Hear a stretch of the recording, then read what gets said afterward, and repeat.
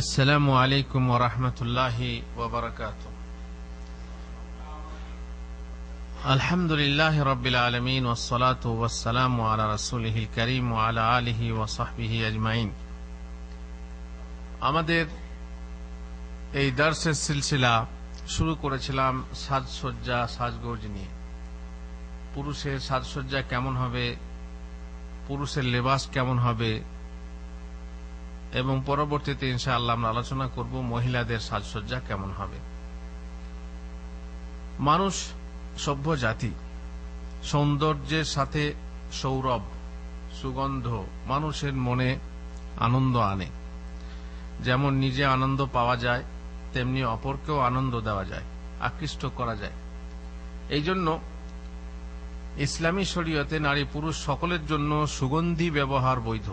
আল্লাহ রাসূল সাল্লাল্লাহু আলাইহি ওয়াসাল্লাম আতর ব্যবহার করতেন এবং তিনি তা খুব পছন্দ করতেন। রাসূলুল্লাহ সাল্লাল্লাহু আলাইহি ওয়াসাল্লাম বলতেন, হুব্বিবা ইলাইয়া মিন দুনিয়াকুম সালাস, কিংবা হুব্বিবা ইলাইয়া মিন দুনিয়াকুম আন-নিসাউ ওয়াত-তিবু ওয়া জুইলাত কুররাতু আইনি ফিস সালাহ। আমার কাছে তোমাদের দুনিয়ার মধ্যে তিনটে জিনিস বেশি পছন্দনীয়। তার মধ্যে দুনিয়ার হচ্ছে দুটো জিনিস, আর একটা হচ্ছে আখেরাতের জিনিস।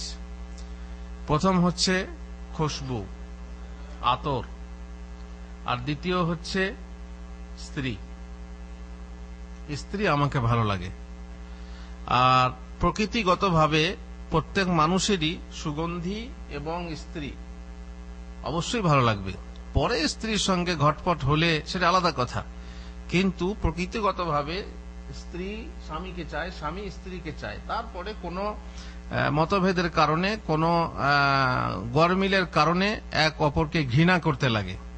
অবশ্য ভালোবাসা ঘৃণায় পরিণত হতে সময় লাগে না। এই জন্য রাসূলুল্লাহ সাল্লাল্লাহু আলাইহি ওয়াসাল্লাম বলেছেন, আহবিব হাবিবাকা হাউনাম্মা আসা ইয়াকুনা বাগিদাকা ইয়াউমাম্মা। তুমি যাকে ভালোবাসছো, হ্যাঁ ধীরে ধীরে হঠাৎ করে সে তোমার ভিন্ন হতে পারে। এই জন্য হঠাৎ করে আই লাভ ইউ বলতে বলতে শেষকালে কি বলে, একটা সামান্য কিছু হলে বলে আই হেট ইউ, বলে না। তো এটা স্বাভাবিক। তো স্বামী স্ত্রী একে অপরের প্রতি আকর্ষণ থাকে, কিন্তু যদি কোনো আকর্ষণ নষ্ট হওয়ার কারণ না থাকে তবে। রাসূলুল্লাহ সাল্লাল্লাহু আলাইহি ওয়াসাল্লাম পছন্দ করতেন স্ত্রী, পছন্দ করতেন খুশবু, আর তিনি বলতেন, নামাজের মাঝে আমার চক্ষু শীতলতা করা হয়েছে। নামাজ পড়তে দাঁড়ালে আমার চক্ষু শীতল হয়ে যায়। হয় আমাদের কারো চক্ষু শীতল? নামাজ পড়তে দাঁড়িয়ে তো চুলকানি শুরু হয়, এখানে চুলকায় ওখানে চুলকায়, কেউ তো নাক চুলকায়, কেউ দাড়ি চুলকায়, তাই না?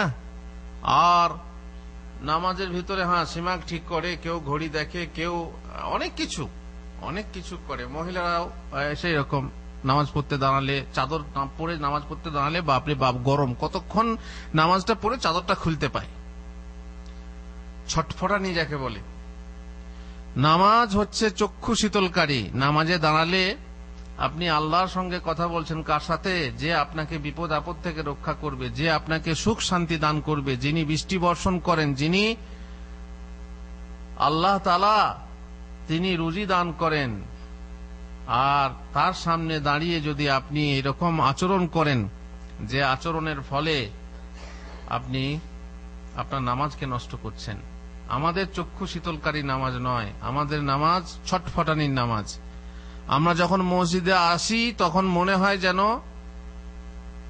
পুকুরের বা পানির মাছ পাড়ে এসেছে, অথবা পাখি খাঁচায় ঢুকেছে। অথচ মোমেন মসজিদে এসে কার মতো হবে? পানির মাছের মতো হবে। সে যেন পানি পেল, মাছ পাড়ে থেকে পানি পেল, এরকম মসজিদে থাকলে তার মসজিদের দিকে মন লটকে থাকে। বাড়িতে গেলে পরে মন লটকে থাকে কোথায়? মসজিদে। কখন মসজিদে যাব? কিসের জন্য? নামাজের জন্য। নামাজ হচ্ছে এত সুন্দর জিনিস। ওয়াস্তাইনু বিস-সাবরি ওয়াস-সালাহ।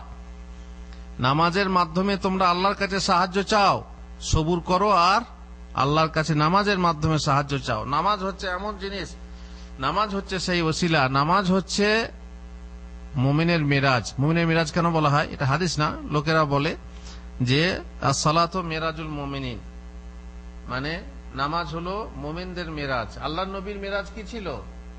আল্লাহর নবীর মেরাজ ছিল সপ্ত আকাশে গিয়ে আল্লাহর কাছে, আল্লাহর সান্নিধ্যে যাওয়া। আর মোমেন আল্লাহর সান্নিধ্যে যায় কিসের মাধ্যমে? নামাজের মাধ্যমে। এই জন্য রাসূলুল্লাহ সাল্লাল্লাহু আলাইহি ওয়াসাল্লাম হাদিসে বলেছেন, ইন্নামাল মুসাল্লি ইউনাজি রাব্বাহ, মুসল্লি যে সে রবের সঙ্গে মোনাজাত করে। নামাজ এরকম হতে হবে। রাসূলুল্লাহ সাল্লাল্লাহু আলাইহি ওয়াসাল্লাম নামাজ পড়তেন তো নামাজে তার চক্ষু শীতল হতো, আর আমাদের চোখ জ্বালা করে, কতক্ষণে পালাই, কতক্ষণে শেষ করি, কতক্ষণে পালাই। যদি ইমাম সাহেব একটু কেরাত লম্বা করে দেয় তাহলে খবর আছে, দরকার হলে ভাতের পানি বন্ধ করে দেবো। এই মেয়ে ওকে খেয়ে যায়, কথা শুনে না, লম্বা করেন। ঠিক আছে, ইমাম সাহেব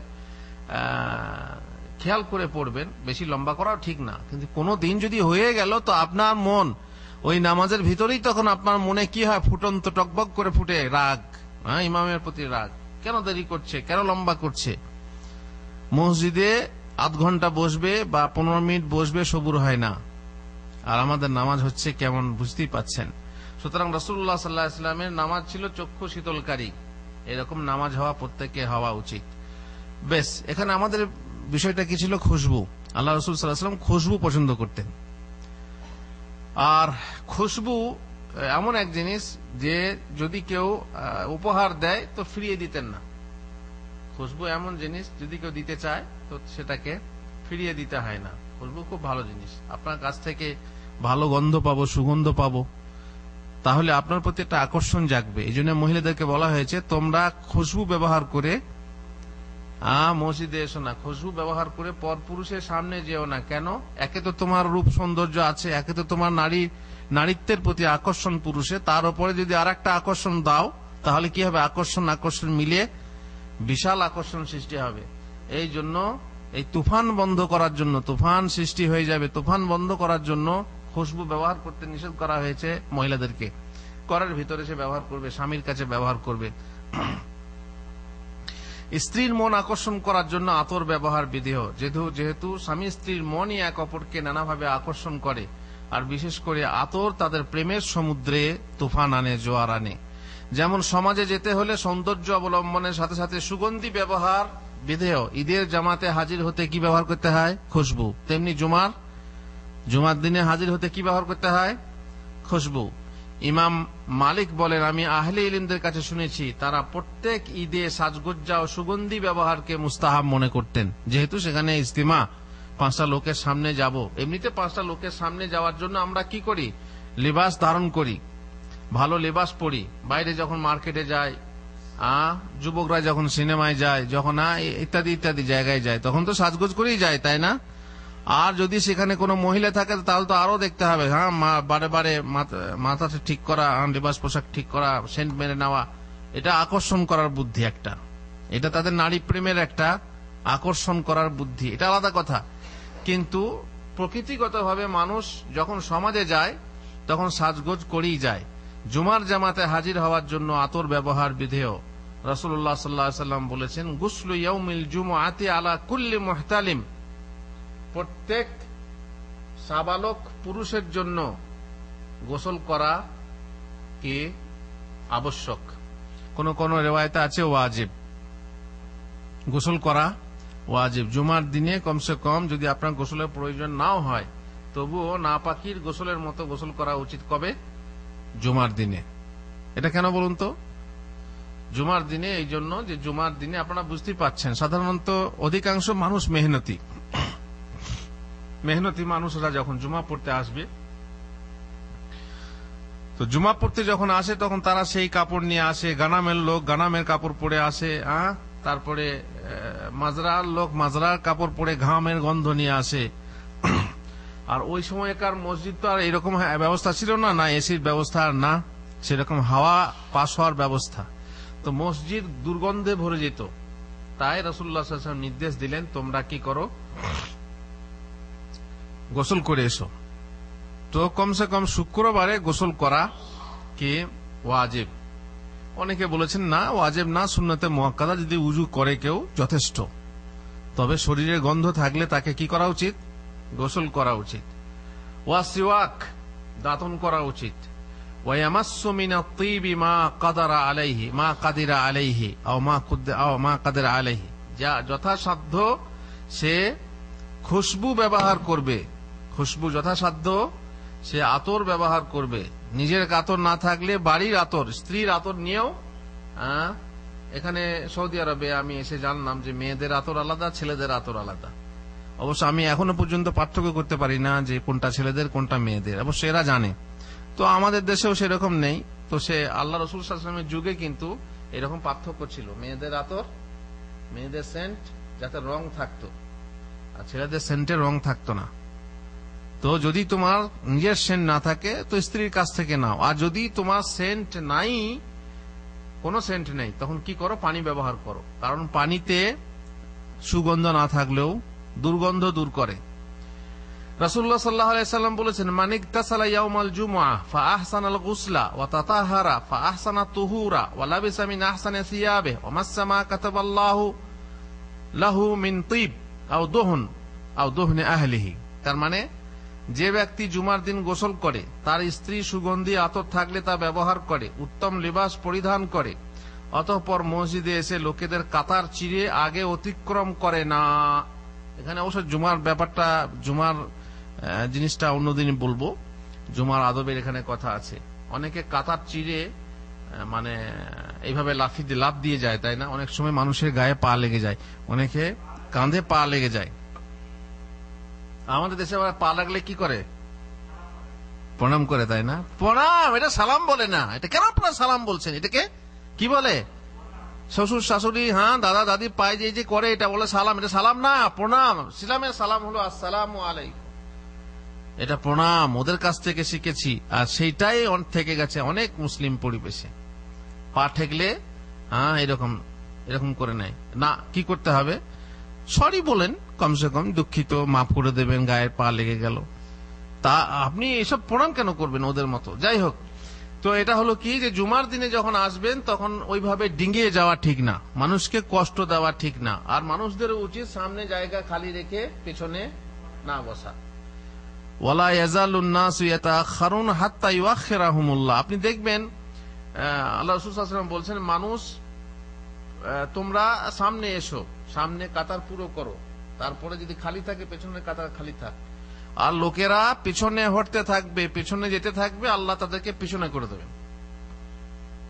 দেখবেন অনেক মানুষ সব সময় যেন মুখ লুকাতে চায়, পেছনের কাতারে দাঁড়ায়, ওই পেছনের দেওয়ালে ঠেস দিয়ে বসবো, পেছনের কাতারে বসবো, সামনের কাতারে আসতেই চায় না। আল্লাহ তাআলা তাদেরকে সব বিষয় কি করে দেবেন? পিছনে করে দেবেন। আর দেখবেন যারা আগ্রহী মানুষ, আল্লাহর সামনে গিয়ে প্রথম কাতারে বসবো। অবশ্য কিছু কিছু জায়গা আছে যেখানে মনে হয় যে প্রথম কাতারে বসার আমি যোগ্যতা রাখি না, সেটা আলাদা কথা। আর এই জন্যই আল্লাহ তাআলা নিজেকে যখন ছোট ভাববে, নিজেকে ছোট ভাবলে পরে ছোটই হয়ে থাকবে। সামনের কাতারে গিয়ে জায়গা নেবে, এটা তোমার অধিকার আছে। এখানে অনেকে আছে যে না, এখানে সৌদিরা, তারা ভালো ভালো সৌদি, কিংবা আপনি আপনার দেশে না, বস সামনে থাকবে, আমার হুজুর সামনে থাকবে, আপনি তখন, সেটা আলাদা কথা, এটা আদবের জায়গাটা সামনে ছেড়ে দিই, সেটা আলাদা কথা। কিন্তু আপনার অধিকার আছে, আপনি সামনে। আল্লাহ রাসূল সাল্লাল্লাহু আলাইহি ওয়াসাল্লাম বলেন, সামনের কাতারগুলোতে ফেরেশতা কি করেন? ফেরেশতা সামনের কাতারগুলো কাতারওয়ালাদের জন্য দোয়া করেন। বেশ, মোট কথা কাতার চিরে অতিক্রম করে না। ইমামের উপদেশ দানকালে কোনো বাজে কর্ম করে না। ইমাম যখন খুতবা দেন তখন বাজে কর্ম করে না। মানে বাজে কর্ম কি কি আছে? বাজে কর্ম বহু কিছু আছে। আপনি এখানে জুমাতে দেখতে পাবেন কেউ দাতন করছে। খুতবা চলাকালে দাতন করা যায়?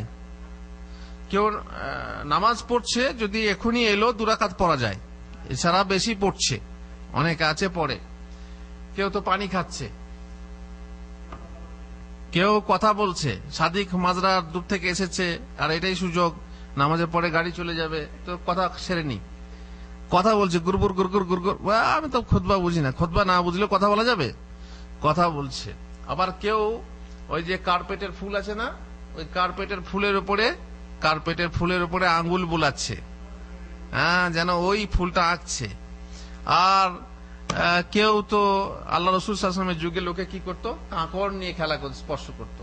এই জন্য হাদিসে আছে, মান মাসাল হাসা ফাকাদ লাগা, যে ব্যক্তি কাঁকড় স্পর্শ করবে, এখানে আমাদের দেশের লোকেরা বলবে কাঁকড় স্পর্শ করবে হাদিস, কার্পেটের মসজিদ কি সুন্দর, এখানে আবার কাঁকড় স্পর্শ করার কথা কোথায় গেল? আর আমাদের দেশে টাইলওয়ালা মসজিদ, তাই না? এখানেও টাইলওয়ালা আছে, তো এখানে বেশিরভাগ কার্পেট। আর আমাদের দেশের টাইলওয়ালা বলতে টাইলওয়ালা মসজিদে কাঁকড়ের কথা, আল্লাহ রাসূল সাল্লাল্লাহু আলাইহি ওয়াসাল্লামের যুগে কাঁকড়ের মসজিদ ছিল ভাই। সেই কাঁকড় যে ব্যক্তি স্পর্শ করবে সে কি কাজ করলো? অসার কার্য করলো। এই অসার কার্যটা কি? এটা হচ্ছে একটা ফালতু কাজ করলো। সে ফালতু কাজের শাস্তি কি? তার জুমা বাতিল হয়ে যাবে। তো হুজুর তাহলে জুমা বাতিল না, জোহরের নামাজ হবে। তার মানে সে এত বড় পাপী হবে না যে তার নামাজটাই বাতিল, বলে একদম না, জোহর হয়ে যাবে। জুমাটা কিসে পরিণত হবে? জোহরে পরিণত হবে। যদি এইসব কিছু না করে, অনর্থক কাজ না করে, লোকেদের কাতার চিরে সামনে অতিক্রম না করে, তাহলে তার সওয়াবটা কি? বলছেন উভয় জুমার মধ্যবর্তীকৃত পাপের কাফফারা হয়ে যাবে। এক জুমা থেকে আরেক জুমা পর্যন্ত যে পাপ করেছেন সমস্ত পাপ আপনার মাফ হয়ে যাবে। ব্যভিচার করেছেন, ডাকাতি করেছেন, খুন খারাপি করেছেন, তারপর ঘুষ খেয়েছেন, সুদ খেয়েছেন, যত ঘুষ খান খাই যান, সুদ খেয়ে যান, খালি জুমার থেকে জুমা। এই জন্য অনেক চালাক আছে জুমার নামাজই পড়ে, 5 ওয়াক্তের নামাজ পড়ে না, শুধু জুমা থেকে জুমা। কেন? হাদিসে আছে এক জুমা পড়লে আগামী জুমা পর্যন্ত মাফ, তাই না? না, উদ্দেশ্য তা না। কাবিরা গুনার জন্য কি করতে হবে? তওবা করতে হবে। আর শুধু জুমা পড়লে তাকে নামাজি বলা হবে না। আপনার ছেলে নামাজ পড়ে, হ্যাঁ বাবা, একটা জুমাও বাদ দেয় না, তো একটা জুমা বাদ না দিলে কি নামাজি হলো? তো জুমাই হলো, একে বলা যাবে জুমাই, নামাজি না। তো 5 ওয়াক্তের নামাজ যদি না পড়ে সে নামাজি হবে না। তো কাফফারা কখন হবে? ইজাজতুনি বাতিল কাবায়ের, কাবিরা গুনাহ থেকে বেঁচে থাকলে তবে। তার মানে সাগিরা গুনাহ আপনার ধোয়া যাবে, মাফ হয়ে যাবে। বেশ, রাসূলুল্লাহ সাল্লাল্লাহু আলাইহি ওয়াসাল্লাম অন্য একটা হাদিসে বলছেন, মান ইগতাসালা ইয়াউমাল জুমআ ওয়া মাসসা মিন তিবি ইমরাতিহি কানা লাহা ওয়া লাবিসা মিন সালিহি সিয়াবিহি। ওই একই হাদিস, কাছাকাছি অর্থের। মোট কথা, যে ব্যক্তি এই কাজগুলো করবে জুমার দিনে, এর মধ্যে কি কাজ? একটা আমাদের বিষয় কি? খুশবু ব্যবহার করা, আতর ব্যবহার করা। কেন? যেন আপনি জুমার দিনে মসজিদে গিয়ে কেউ না বলে হ্যাঁ এই লোকটাকে চাই না, এই লোকটা হ্যাঁ গন্ধ, দুর্গন্ধ গায়ে, মুখের গন্ধ। এই জন্য উজু করার সময় মুখ ভালো দাঁতন করতে বলা হয়েছে। এবার দাঁতন করে যদি আপনার মুখে এত বিকট গন্ধ থাকে, দাঁতন করেও লাভ হয় না। তখন কি ব্যবহার করুন? আপনি পেস্ট ব্যবহার করুন, কিংবা পাউডার ব্যবহার করুন, যে টুথ পাউডার আছে, টুথপেস্ট আছে, যাতে করে মুখের গন্ধটা কি হয়ে যায়? পরিবর্তন হয়ে যায়। এই হচ্ছে জুমার দিনে খুশবু ব্যবহার করার গুরুত্ব। বিশেষ বিশেষ জায়গায় শরীয়ত আমাদেরকে সুগন্ধি ব্যবহার করতে নিষেধ করেছে। বা এমন এমন জায়গা আছে সুগন্ধি ব্যবহার করা যাবে না, সেখানে বিলাসিতা চলবে না। অনেক সময় সুগন্ধি ব্যবহার করতে করতে মানুষ বিলাসী হয়ে যায়, তাই না? আমরা মাদ্রাসায় ছাত্র যখন ছিলাম তখন বড় লোকের ছেলেরা দেখতাম, তার বাক্স একদম ওই পাউডার, তারপরে সেন্টে ভর্তি থাকতো, মাঝে মাঝে পাউডার ছিটাতো। আর দেশের ঘাম তো জানেন, ঘামের উপরে পাউডার, একদম ওটা কি বলে, কি যেন বলে, ড্রিম, ওটাকে কি বলে যেন, ড্রিম ফ্লাওয়ার না কি বলে, মানে একদম স্বপ্নের মতো গন্ধ। সেই পাউডার নিয়ে তারা সবসময় মাখামাখি করত। তো বেশি বিলাসিতা ঠিক না। কোন কোন জায়গায় সেন্ট ব্যবহার করা যাবে না? বাদশাহ, শরীয়ত বলছে সেন্ট ব্যবহার করো, কিন্তু আবার বলছে সেন্ট ব্যবহার করো না। কোন সময়, কোন জায়গায় বলতে পারবেন? জুমার নামাজ পড়তে গেলে সেন্ট ব্যবহার করবেন না। এতক্ষণ তাই শুনলেন। বলুন, 7 কাণ্ড রামায়ণ পড়ে বলে শেষে সীতারামের কে? বলে সীতারামের মাসি, তাই না? আপনি রামায়ণ পড়ে শেষকালে এই প্রশ্ন করছেন, আপনি জুমার দিনে সেন্ট পড়া নিষেধ, সেন্ট ব্যবহার করা নিষেধ? কোন সময় নিষেধ সেন্ট ব্যবহার করা? কে বলতে পারবে সেন্ট ব্যবহার করা নিষেধ কোন সময়ে? জানাজায় যাওয়ার সময়? কোন সময়? নারীকে আকর্ষণ করার জন্য সেন্ট ব্যবহার তো বৈধ না। নারীকে আকর্ষণ করা অবৈধ, কিন্তু সেন্ট ব্যবহার কেন অবৈধ হবে? কোন সময়ে আপনি সেন্ট ব্যবহার করতে পারেন? ছুতেই পাবেন না। এটা বলেন আপনারা সৌদি আরবে রয়েছে, আপনার দেশের লোকে বলতে পারবে না, দেশের লোকের মাথায় আসবে না। কিন্তু আপনারা সৌদি আরবে রয়েছেন, মাঝে মাঝে যাচ্ছেন মক্কা, এহরাম অবস্থায় খুশবু ব্যবহার করা হারাম। একই বলে এহরাম। এহরাম মানে কি? হারাম করা। কি কি হারাম করেন? যা যা আছে তার মধ্যে একটা হলো কি খুশবু, এমনকি খুশবুদার সেন্টওয়ালা সাবানও ব্যবহার করতে পারবেন না। বুঝলেন বাদশা মিয়া? জাননি ওমরা করতে?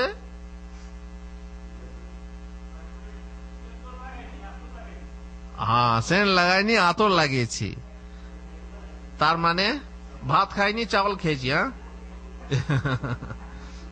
আল্লাহুল মুস্তাআন। এহরাম বাঁধা, এহরামে নিয়ত করার আগে খুশবু গায়ে লাগিয়ে নেওয়া সুন্নত, কিন্তু এহরাম যখনই নিয়ত করে নেবেন আর খুশবু ব্যবহার করা যাবে না। যদি আপনি করেন তাহলে কি করতে হবে? হ্যাঁ, দম লাগবে। যদি জেনে শুনে করেন তাহলে দম লাগবে। মোট কথা নিষেধ আছে যে সময়ে সেই সময়ে সুগন্ধি নিষেধ। সেন্ট ব্যবহারের ক্ষেত্রে খেয়াল রাখার বিষয় যে সেন্টে যেন কোহল বা স্পিরিট মিশ্রিত না থাকে, অ্যালকোহল না থাকে, কারণ থাকলে তা ব্যবহার অনেকের নিকট বৈধ নয়। বিশেষ করে এই সেন্ট ব্যবহার করে নামাজ পড়তে যাবেন আপনি, নামাজ পড়া ঠিক না। অবশ্যই এমন সময় ব্যবহার করতে পারেন, যেমন কোন কাপড়ের উপরে ব্যবহার করলেন, তারপরে নামাজের সময় হলো কাপড়টা খুলে অন্য কাপড় পরে নামাজ পড়লেন, মাফি মুশকিল। যেমন বলছিলাম যে মাছের দোকানে যারা কাজ করে তাদের কাপড়ে দোকান, তাহলে সে ব্যবহার করা উচিতই না, এটা উত্তম। যদি বলেন যে না আমার এছাড়া সেন্ট নেই, তখন আপনি অ্যালকোহল যুক্ত সেন্ট কখন ব্যবহার করবেন? কাপড়ে ব্যবহার করুন, নামাজের আগে কাপড়টা খুলে দেন। কিংবা এমন সময় ব্যবহার করুন যে সময়ে ব্যবহার করার পর আপনাকে গোসল করতে হবে, সমস্যা নেই, ধোয়া যাবে, আপনি নামাজ পড়তে আসবেন। যে সুগন্ধিতে রং আছে তা পুরুষদের জন্য নিষিদ্ধ। মহানবী সাল্লাল্লাহু আলাইহি ওয়াসাল্লাম বলেন, রহমতের ফেরেশতাগণ 3 ব্যক্তির নিকটবর্তী হন না। কে কে? নাপাক ব্যক্তি, যে অকারণে নাপাক থাকে। স্বপ্নদোষ হয়েছে, আচ্ছা জোহরের সময় গোসল করে নেব, গোসল করলো না। নাপাক হয়েছে, পরে গোসল করে নেব, না, উচিত না। সঙ্গে সঙ্গে গোসল করা উচিত। নাপাক ব্যক্তির কাছে ফেরেশতা আসেন না, মানে রহমতের ফেরেশতা। নেশাগ্রস্ত মাতাল, যে মদ খেয়ে মাতলামি করে, তার কাছে। আর যে খালুক মাখে, খালুক মানে হচ্ছে জাফরান প্রভৃতি থেকে প্রস্তুত মহিলাদের ব্যবহার্য এক প্রকার সুগন্ধি দ্রব্য, মহিলাদের এটা, যেই জন্য পুরুষরা ব্যবহার করতে পারে না।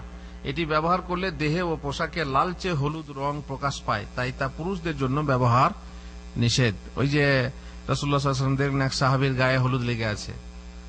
হলুদ মানে কি এই হলুদ নাকি কুরকুম, যে হলুদ আমরা মশলায় ব্যবহার করি, আর যে হলুদ আমাদের বিয়ের সময় ছেলে মেয়েরা মাখে, না, ওই হলুদ না, এটা হচ্ছে ওই সেন্ট, স্ত্রীর সেন্ট। ব্যাস, পরিশেষে বলি, বাহ্যিক সাজসজ্জার সাথে সাথে মানুষকে নিজ হৃদয় ও রসনার সৌন্দর্যের প্রতি বিশেষ খেয়াল রাখতে হবে, নচেত বাহ্যিক চমকের কোনো দাম থাকে না। যদি ভিতরটা আপনার গান্দা থাকে তাহলে বাহ্যিক চমকের কি দাম আছে? মুশরিকরা যতই সেন্ট ব্যবহার করুক, তারা কি পবিত্র হবে? ইন্নামাল মুশরিকুনা নাজাস, মুশরিকরা হচ্ছে কি? অপবিত্র। তারা যতই সেন্ট ব্যবহার করুক, যতই গোসল করুক, যতক্ষণ না হৃদয় পবিত্র হয়েছে। হৃদয় পবিত্র কি দিয়ে হবে? কি বলতে হবে? লা ইলাহা ইল্লাল্লাহ। ততক্ষণ পর্যন্ত হৃদয় পবিত্র হবে না। মুখ খুললেই তার আসল রূপ ধরা পড়ে যাবে, আর তখন তার বাহ্যিক সাজসজ্জা তার জন্য হাস্যকর হয়ে দাঁড়াবে। জালিনুস এক ব্যক্তিকে দেখলেন খুব অভিজাত সম্পন্ন পোশাক পরে আছে, কিন্তু কথা বলার সময় ভুল বলছে। যখন কথা বলছে, কথাতে মানে আটকে যাচ্ছে, ঠিক মতো বলতে পারছে না। তা দেখে তিনি তাকে বললেন, তুমি যে শ্রেণীর কাপড় পরে আছো ঠিক তেমন ভাবের কথাবার্তা বলো। তোমার কাপড় দেখে মনে হচ্ছে তুমি খুব শিক্ষিত লোক, কিন্তু তোমার ভাব দেখে যা মনে হচ্ছে, তোমার কথাবার্তা শুনে মনে হচ্ছে তুমি অশিক্ষিত। তো তুমি যেমন শিক্ষিত সেরকম কাপড় পরো। আপনি কলম লিখতে জানেন না, আপনার পকেটে কলম গোঁজা, তাই না? চশমা, অনেকে 2-3 রকমের কলম থাকে, কত বড় শিক্ষিত, কত বড় লেখক। এটা ঠিক না। এইরকম স্টাইল করা ঠিক না। নচেত এমন শ্রেণীর কাপড় পরো যেমন ভাবের তোমার কথাবার্তা। তার মানে তোমার লেবাসে পোশাকের সাথে তোমার চরিত্রের সামঞ্জস্য রাখো। যেমন কারো বাহ্যিক রূপসজ্জা দেখে ধোঁকা খাওয়া উচিত না। যেহেতু অনেক মানুষ আছে যাদের বাহ্যিক রূপ না থাকলেও আভ্যন্তরিক রূপ অনেক ভালো, কালো হলেও ভেতরটা সাদা, আর অনেকে বাইরে সাদা হলে ভেতরটা কালো হয়। বাহ্যিক রূপ দেখে আপনি কাউকে পছন্দ করবেন না। আপনি সকালবেলায় গেলেন হেলালের বাসায়, দেখলেন হেলাল নামাজ পড়ছে, তো আপনি খুব মুগ্ধ হলেন, বলে মাশাআল্লাহ চাষের নামাজ পড়ছে বেচারি। কিন্তু এমনও হতে পারে যে হেলাল তখন ফজরের নামাজ পড়ছে, তাই না? অতএব বাহ্যিক রূপ দেখে কাউকে কারো ধোকা খেলে হবে না। রমজান মাসে একজনকে দেখলেন দাড়িওয়ালাই, লম্বা লম্বা দাড়ি আর কলা খাচ্ছে, হাফেজ সাহেব আমাদের জন্য কলা নিয়ে এসছেন, আল্লাহ জাযায়ে খায়ের দেখ, আল্লাহ জাযায়ে খায়ের দেখ। আল্লাহর রাহের মুসাফিরদেরকে খাওয়ানো নিশ্চয়ই আল্লাহর রাহের মুসাফির, এরা জান্নাতের পথে আছে না? ইলম তলবের পথে থাকাই মানে হচ্ছে জান্নাতের পথে থাকা। আর এদেরকে খাওয়ানো, এই যে রান্না করে খাওয়াচ্ছেন বেচারা কষ্ট করে, আল্লাহ তাআলা যদি এদের মধ্যে, হ্যাঁ একটা কথা আছে, সেটা হচ্ছে কি, এইখানটা মনে কষ্ট বোধ করলে হবে না। আর যত কষ্ট হোক সেই কষ্টটাকে শুধু আল্লাহর জন্য কি করতে হবে, বরণ করে নিতে হবে। যদি আপনি করেন আল্লাহ এতে কি সওয়াব আছে, আপনি বুঝতে পারবেন না। কিয়ামতের দিনে সেই সওয়াব দেখে আপনি খুশ হবেন যে আমি কিছু দিনী ভাইদের জন্য, যারা আল্লাহর জিকিরের জন্য বসেছিল, যে মজলিসের জন্য বলা হয় মজলিসের জিকির শুনতে আসেনি কিন্তু নিজের কাজে এসেছে, তার জন্য বলা হয় যে তারা এমন এক সম্প্রদায়, যে সম্প্রদায়ের মানুষ কি তারা কাছে বসলে বঞ্চিত হয় না, কাছে বসলেও বঞ্চিত হয় না। সুতরাং এদেরকে খাওয়ানো বিশাল কিছু ব্যাপার। বাহ্যিকভাবে আপনি কাউকে দেখে ধোকা খাবেন না। কেন বাহ্যিকভাবে ধোকা খাওয়া আসলেই সমস্যা আছে। সেটা হচ্ছে কি, মনে করুন আপনি দেখলেন রোজার দিনে লম্বা লম্বা দাড়ি রেখে কলা খাচ্ছে, আপনি তখন বললেন এই মুসলমান, তুমি মুসলমান, গিয়ে আপনি মারতে যাবেন, তাই না? কিন্তু এমনও তো হতে পারে তার জন্য কলা খাওয়া যায়, কলা খাওয়া কি যে কোনো খাওয়া যায়, তাই না? হতে পারে সে মুসাফির, তার জন্য রোজা রাখা কি আছে, রোজা কাজা করা যায় আছে। তো সুতরাং সেই ক্ষেত্রে আপনি ধোকা খাবেন না। বাহ্যিক অবস্থা দেখে, বাহ্যিক, এই যে এখানে বলে সৌদিরা সুন্নত পড়ে না, অনেকে বলে সৌদিরা সুন্নত পড়ে না। এবারে হাদিসে আছে যে তোমাদের ফরজ নামাজ ছাড়া সুন্নত নামাজ বাসায় পড়া উত্তম, তাই না? তোমাদের নামাজের কিছু অংশ বাসায় রাখো, যাতে করে বাসার ছেলে মেয়েরা দেখুক এবং শিখুক। এবার আপনি তো জানেন না যে সে সৌদি বাসায় পড়ে না, আপনি হয়তো বলবেন না না বাসায় পড়ে না, আপনি জানলেন কি করে বাসায় পড়ে না? এই মুশকিল হচ্ছে এখানেই। বলছে ধুঁয়ো যখন উঠছে তখন আগুন লেগেছে, তাই না? বেশ, আগুনটা কিসের, কি আগুনটা, ধুঁয়োটা কিসের আপনাকে শিওর হতে হবে না? এইরকম দেখেই বিল্ডিং বানাচ্ছে, হারামের টাকা বলে না মানুষ চট করে বলে দেয়, মন্তব্য করে। বাহ্যিক রূপ দেখে আপনি ভিতরটা জানলেন না, সে কি করে, সে কত বেতন পায়, সে কত টাকা কামায় না কামায়, হারামের টাকা বলে। হারামের টাকা ছাড়া বড়লোক হওয়া যায় না। তো সবাই কি হারামের টাকা দিয়ে বড়লোক হয়?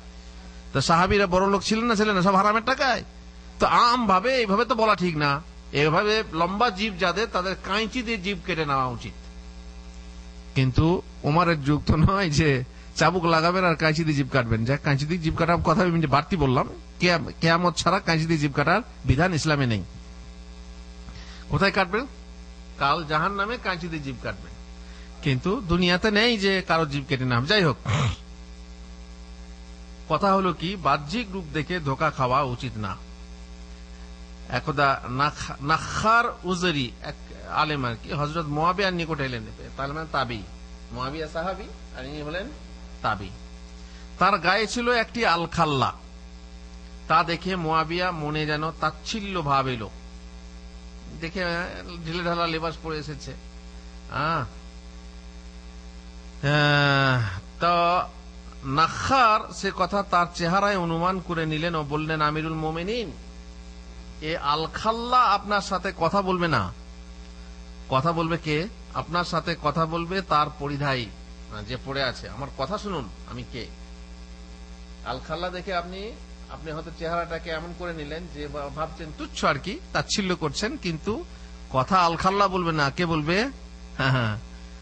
তো যাই হোক, অতঃপর তিনি এমন সুন্দর কথা বললেন যাতে হযরত মুয়াবিয়া মুগ্ধ হয়ে গেলেন। তারপর যখন নাখার উঠে গেলেন তখন তিনি বললেন, এমন মানুষ কখনো দেখিনি যে প্রথমে ঘৃণ্য হয় পরে হয় সম্মানার্হ। প্রথমে দেখে ঘৃণা করছিলাম, তুচ্ছ করছিলাম, কিন্তু শেষকালে যখন উঠে গেলেন তখন মাশাআল্লাহ আমার কাছে সে সম্মানীয় ব্যক্তি হয়ে গেল। সত্যই তো সুন্দর পোশাক পরিহিত ব্যক্তি মাত্রই ভদ্রলোক হয় না। সুতরাং লোকের পরহেজগারির পোশাক দেখে ধোঁকা খাবেন না। বোরকা দেখেই ভাববেন না যে সতী মেয়ে, তাই না? বোরকার ভিতরেও অসতী থাকে না, থাকে না? বহু থাকে। আবার আজকাল তো বোরকার ভিতরে সন্ত্রাসী, এই জন্য বলছে বোরকা পরা নিষেধ করতে হবে। বোরকা পরা নিষেধ করতে হবে কেন? না এতে সন্ত্রাস, এতে নাকি সন্ত্রাস। তো না, তা না। বোরকার যদি কেউ অসম্মান করে, তো যে অসম্মান করে তাকে ধরুন। তার জন্য আপনি দুই একটা ঘটনার জন্য আপনি হাজার হাজার বোরকা নিষিদ্ধ করবেন কেন? এগুলো ভুল। যাই হোক,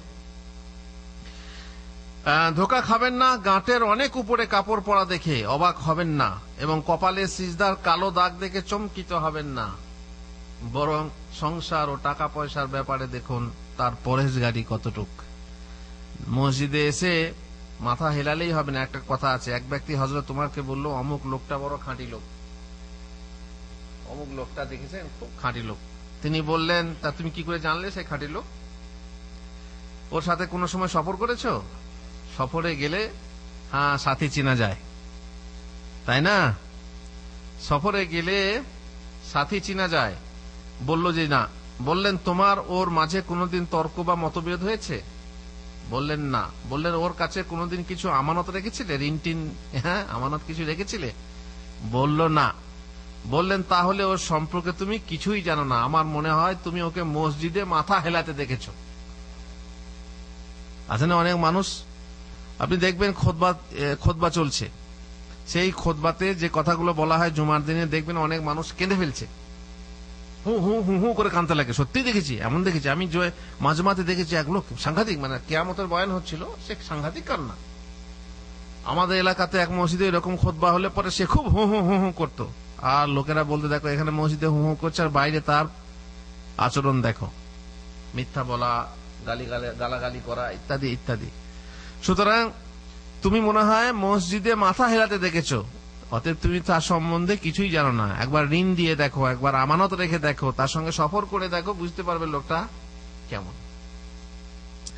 মোট কথা, শেষকালে আবার বলি, মানুষের বেশভূষা বাহ্যিক আড়ম্বর দেখে ধোঁকা খাওয়া উচিত না। মুর্দার ওপর বহুমূল্যের কাফন থাকলে কি তার মান বাড়ে?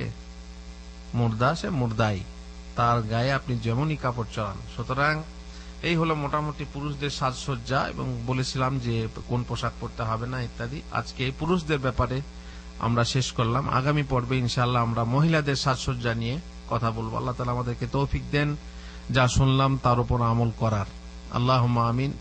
ওয়া সাল্লাল্লাহু আলা নবিয়িনা মুহাম্মদ ওয়া আলা আলিহি ওয়া সাহবিহি আজমাইন।